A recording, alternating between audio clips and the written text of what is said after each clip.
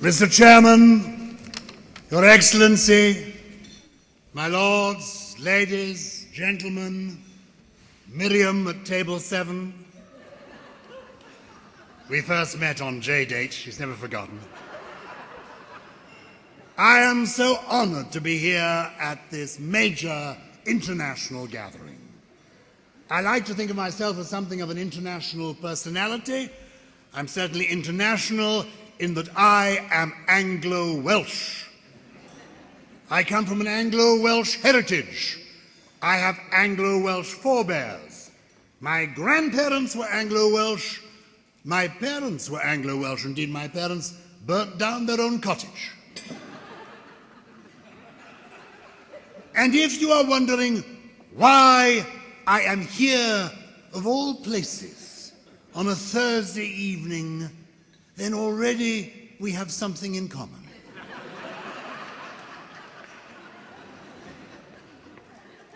Actually, I'm here because I was asked. I do want you to know, ladies and gentlemen, that the executive team at ORT, if they do nothing else, that's the end of that sentence.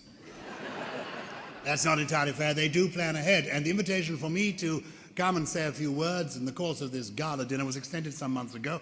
I had gone away to Helmand province to get away from it all.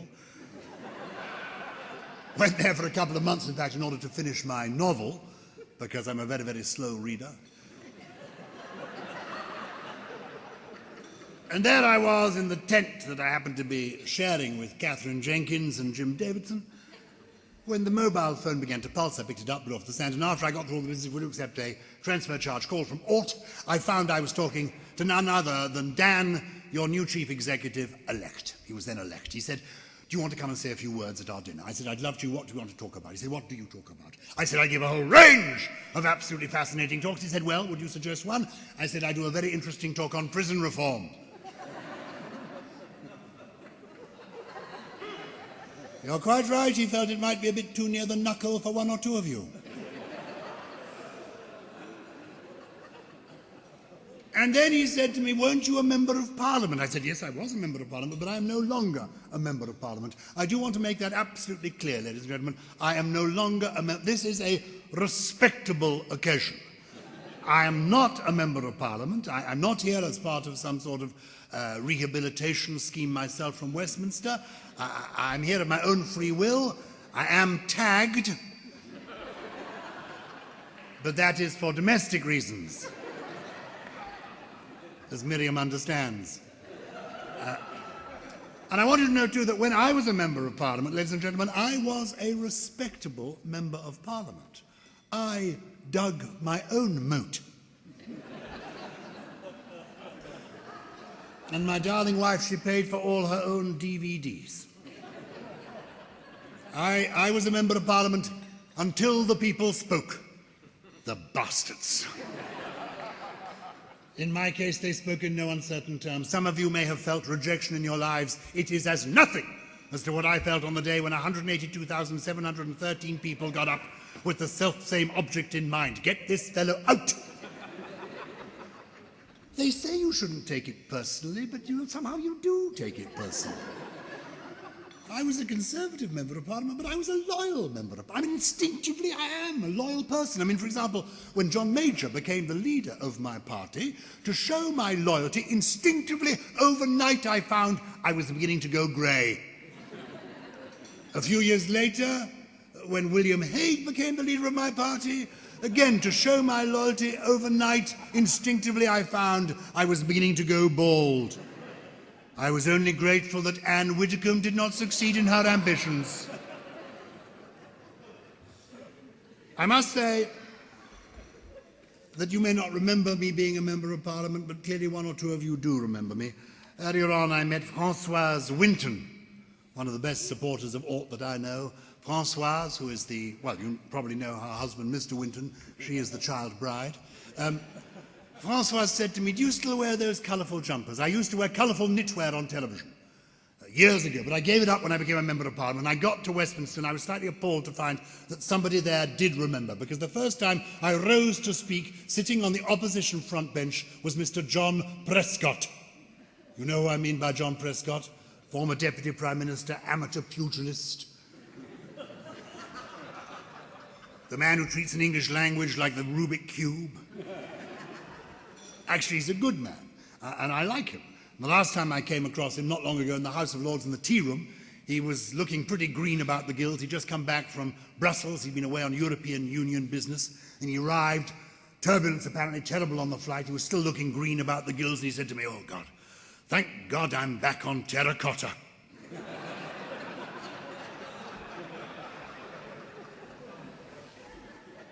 Anyway, I got to my feet to speak, and as I rose to speak, clearly Mr. Prescott remembered me, had some folkloric recollection for me and my jumpers, because as I began to speak, he began to go, "Woolly jumper." On I struggled with my oration, on he went with his barracking, "Woolly jumper, woolly jumper, woolly jumper." Well, eventually I had to pause and point out to Mr. Prescott that the joy of a woolly jumper is that you can take it off at will, whereas the blight of a woolly mind is that you're lumbered with it for life. Don't worry, he gets the last laugh, of course, because he became the Deputy Prime Minister and is now wrapped in ermine in the House of Lords, whereas I am here. But can I say there is nowhere I would rather be than here tonight with the beautiful people of ORT, because this is my kind of evening, one spent with the beautiful people, eating with the beautiful people, drinking with the beautiful people, and who knows, later on, sleeping with a clear conscience. I don't want you to think, though, that when I became Member of Parliament I just stuck it there. I did actually end up as a Lord Commissioner of the Treasury. We have David Young with us here tonight, Lord Young, who's now thankfully back in Downing Street where he belongs. Yeah, exactly. Well done, David. I mean, I love it. David just keeps coming back. They can't do without him. There are only two people with a proper office at number 10. One is the Prime Minister, the other is the former President of ORT. The government is getting at least one thing right.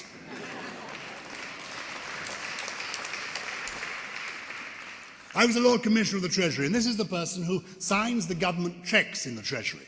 And the last cheque I signed was for £136 billion. Big bucks in those days.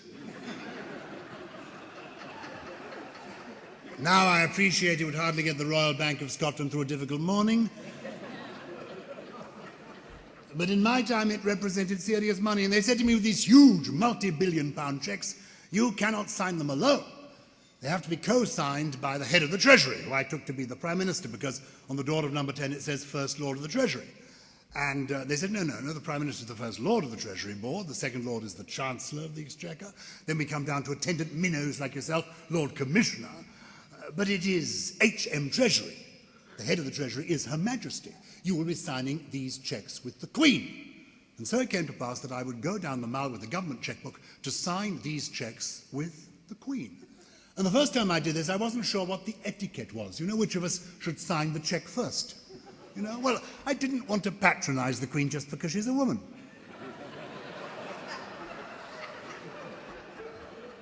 Nor did I wish to pull rank simply because I was the elected one. However, on that first occasion, since she was holding the pen and she seemed to think she should sign first, I let her. But on the last occasion, when we signed this huge cheque for £136 billion, Social Security payments first quarter, when we had both signed this huge cheque, I said to the Queen, you know, Your Majesty, the way the government insists on the two of us signing these huge cheques, I can't help wondering, Your Majesty, which of the two of us it is the government doesn't entirely trust.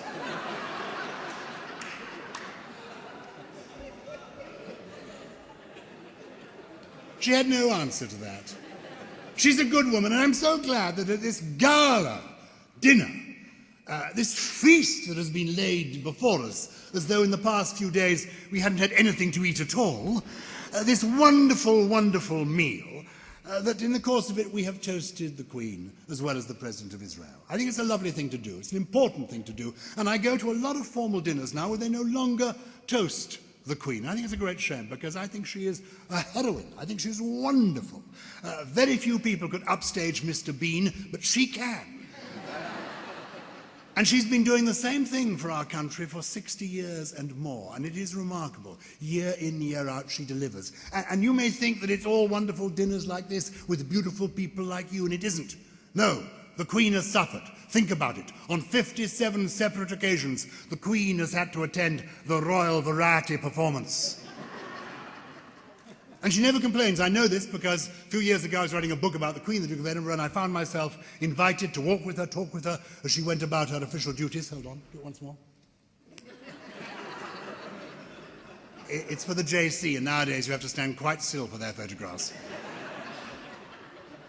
Though, have you seen them online? It's very good online. Not all of us are crossing over, but you should. Isn't it good online? Anyway, never mind. There I am in the royal box at the Royal Variety Show with the Queen and the Duke of Edinburgh. And I have to tell you, sitting next to the Duke of Edinburgh at the Royal Variety Show for 3 hours is like being locked in the commentary box at the Eurovision Song Contest with Terry Wogan and Graham Norton on speed.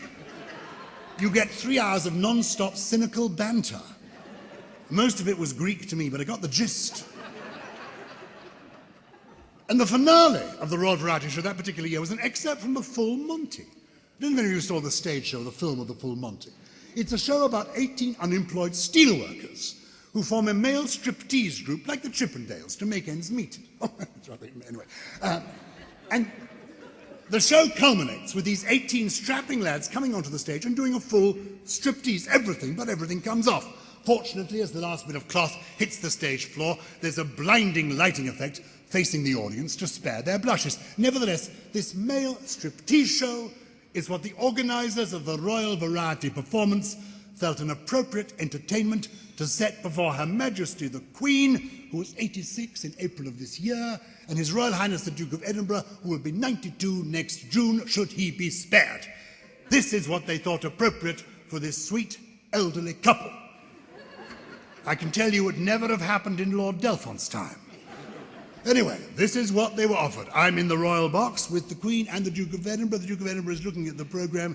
He sees the word finale. His spirits soar. Beneath the word finale, he sees the title of the final item, The Full Monty. So he turns to the Queen and says, "Oh, look, Cabbage, the finale. It's the Full Monty. The Full Monty.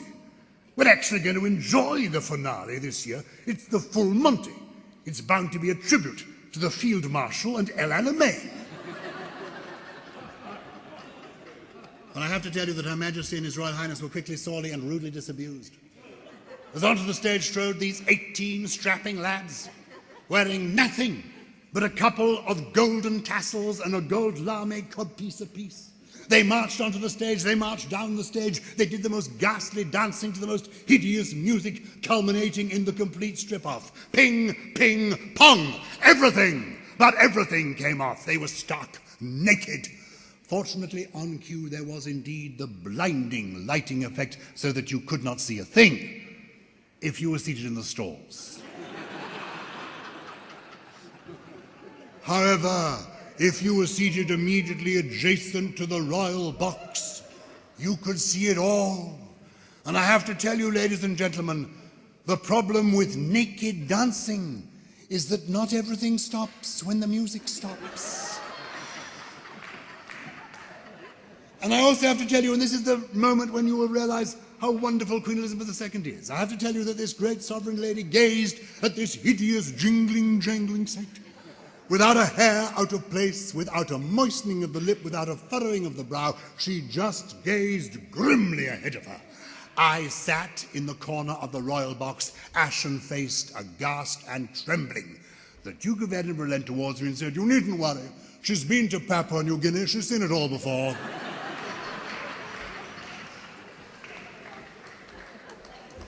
He's a good man, the Duke of Edinburgh. He's the man who said, if ever you see a man opening the car door for his wife, it's either a new car or a new wife.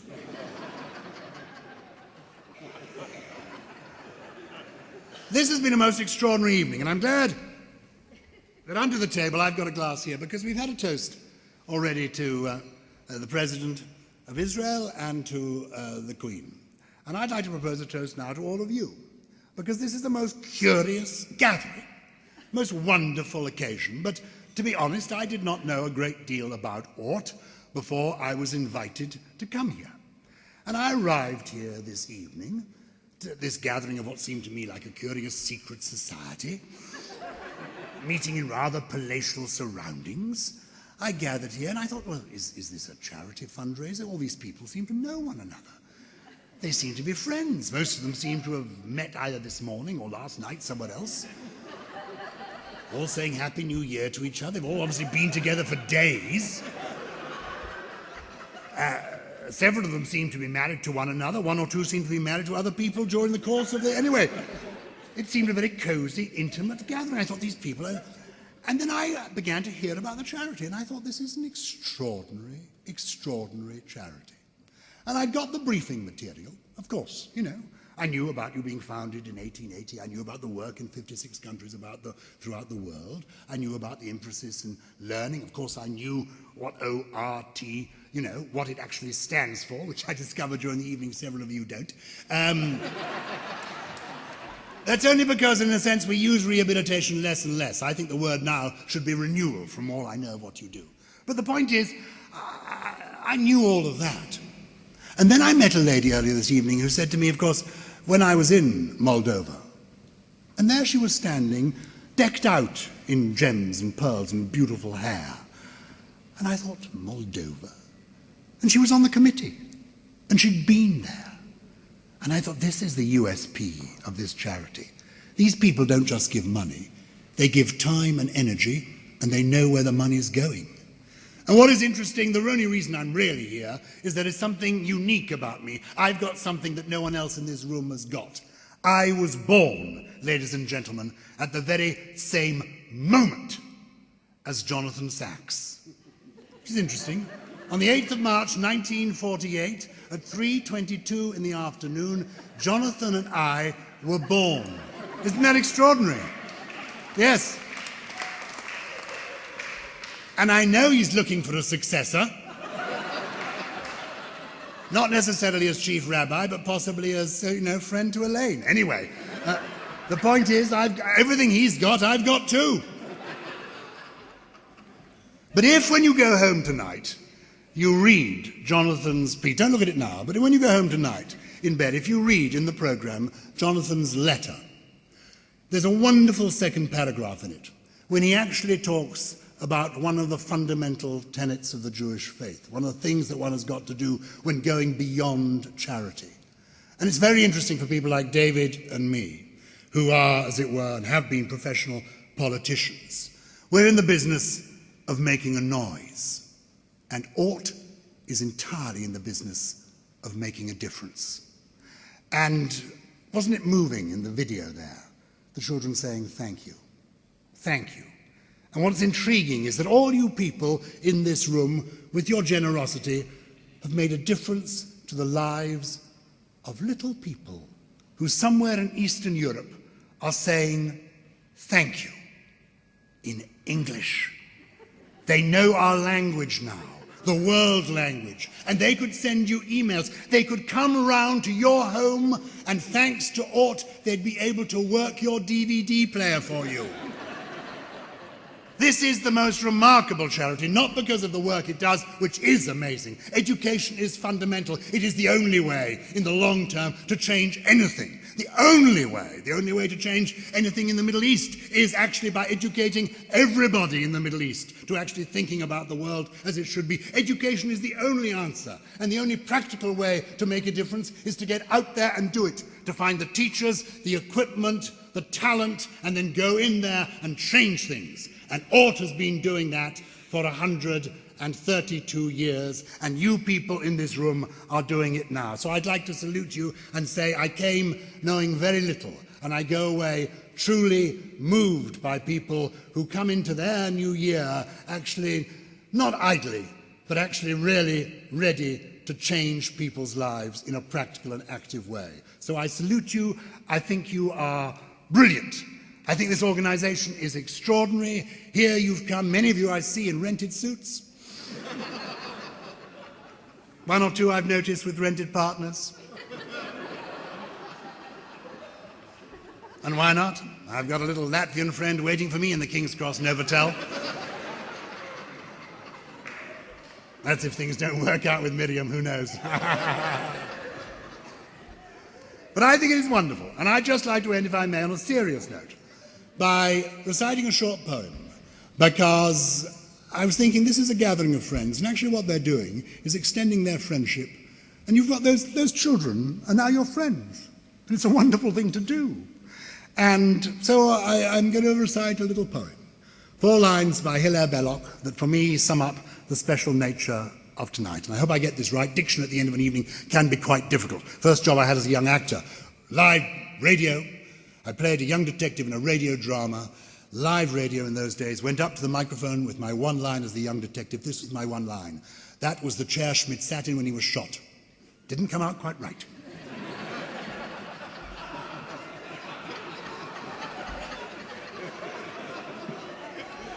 I wasn't very good as an actor anyway. Played Hamlet once, you know. Oh dear. When I played Hamlet, they threw eggs at me. Went on as Hamlet, came off as omelette. Anyway, this is the poem. 4 lines by Hilaire Belloc that for me sum up the special nature of tonight. From quiet homes and first beginning, out to the undiscovered ends, there's nothing worth the wear of winning but laughter and the love of friends. Thank you for your laughter, and congratulations on the friendship that I think is ORT's secret of success. Well done, ladies and gentlemen. Well done.